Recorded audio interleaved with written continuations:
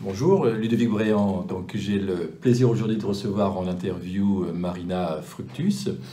Bonjour Marina et bienvenue. Marina a été DRH de sociétés internationales. Marina dirige en ce moment un centre de formation.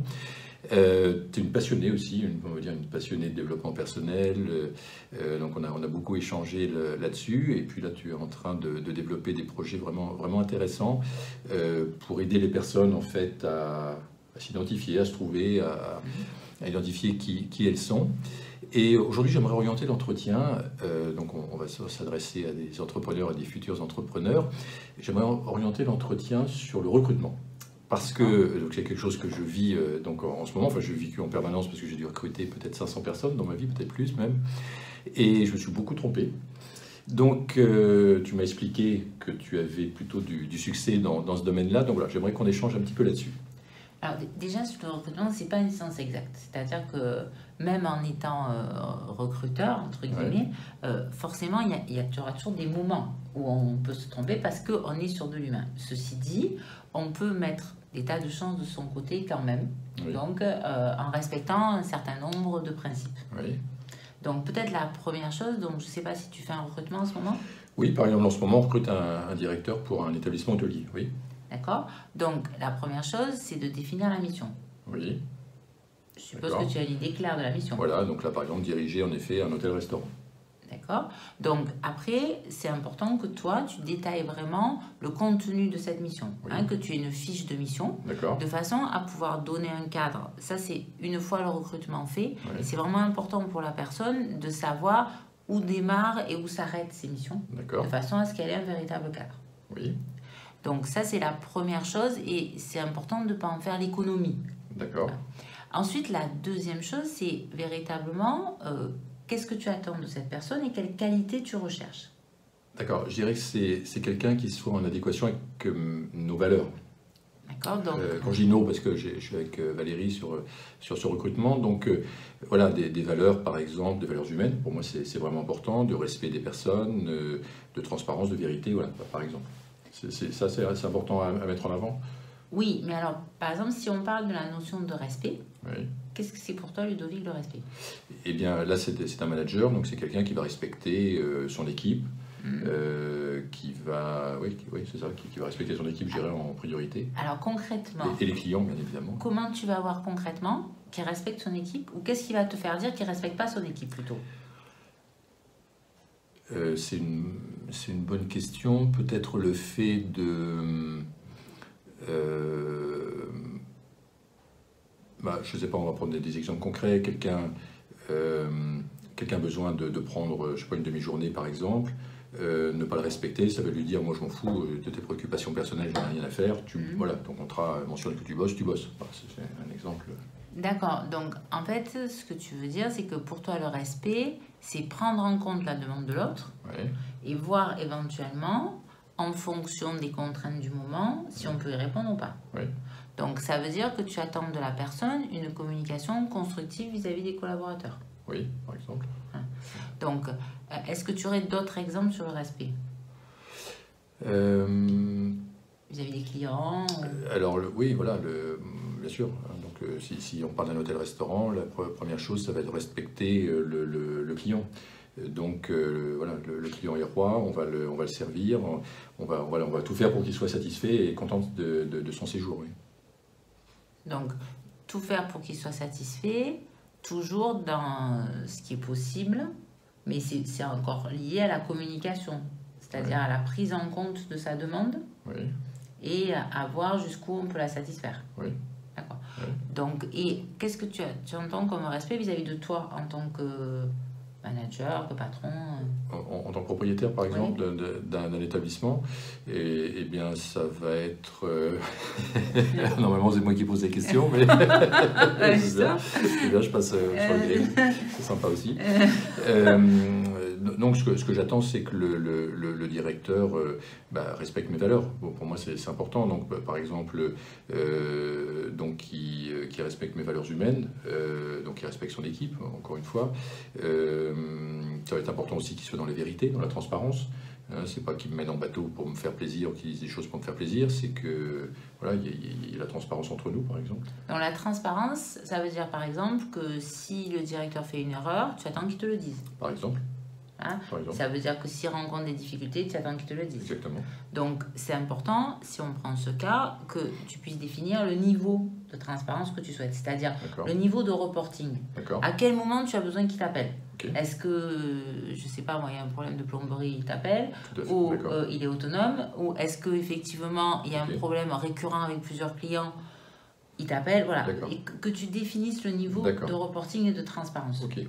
Donc, en clair, ce que je veux montrer là, c'est que c'est très important d'abord pour soi, avant de faire l'entretien, de passer de l'implicite à l'explicite.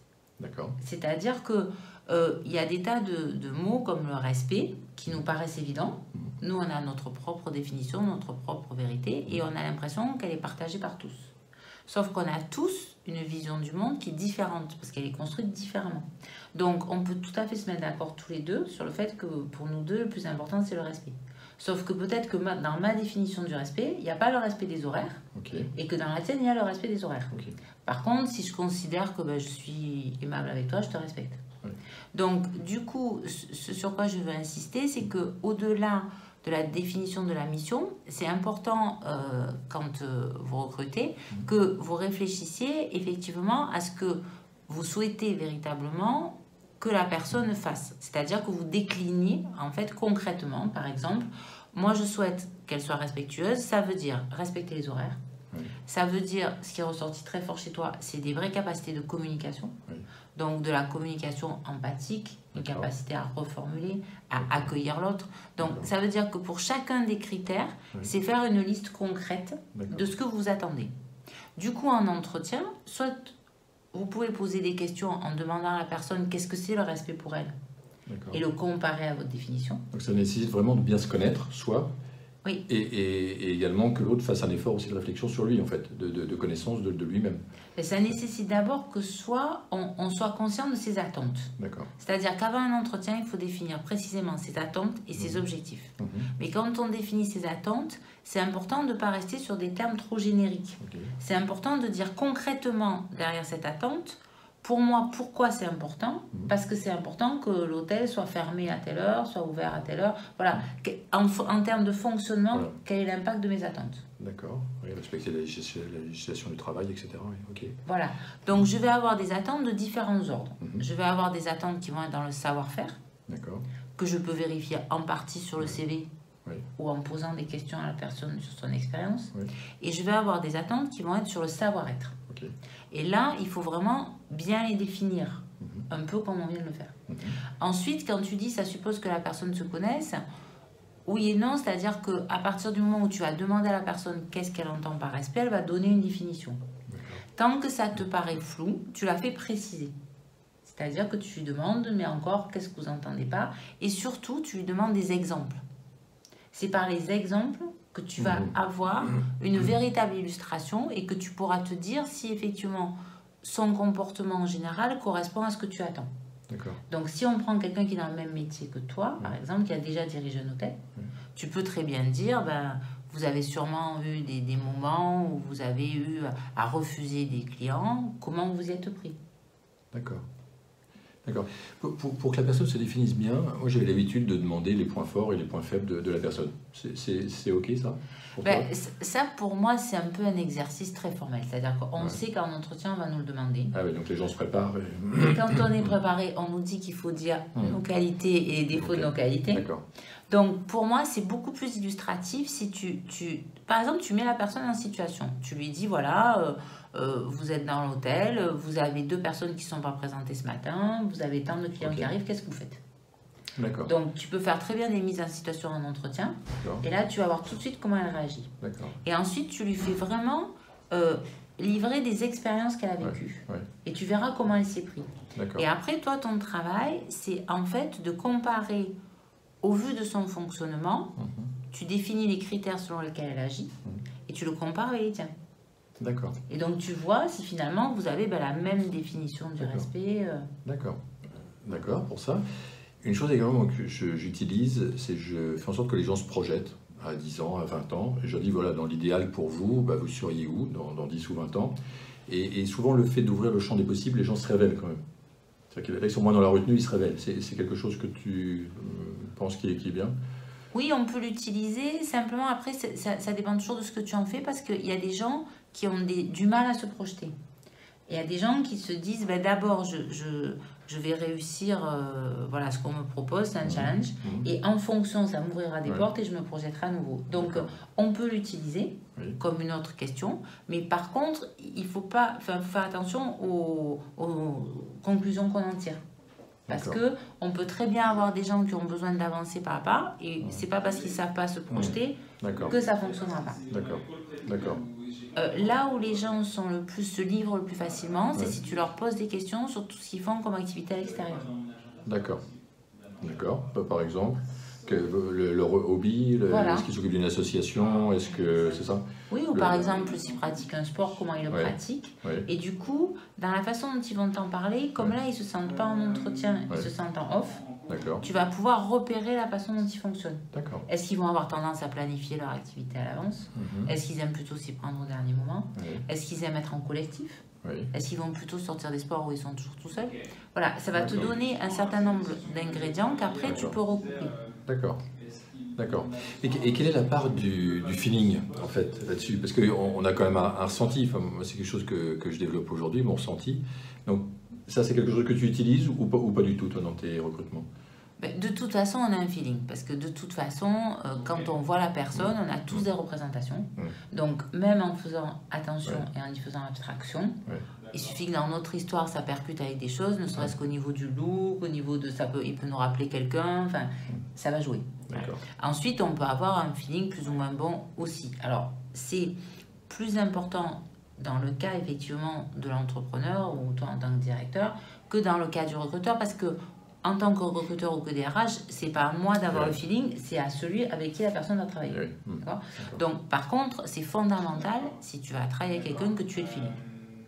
Après, ce qu'il faut creuser derrière ce feeling, c'est est-ce qu'il n'y a pas illusion? C'est-à-dire, est-ce que vous n'avez pas l'illusion d'être d'accord sur des choses ou en fait, vous ne partagez pas finalement ces mêmes valeurs? C'est vraiment ça le message que je veux faire passer, c'est être d'abord clair soit sur nos valeurs, concrètement, comment elles se traduisent. Et donc, concrètement, qu'est-ce que je cherche chez l'autre? C'est vraiment ça qui me paraît effectivement important. D'accord.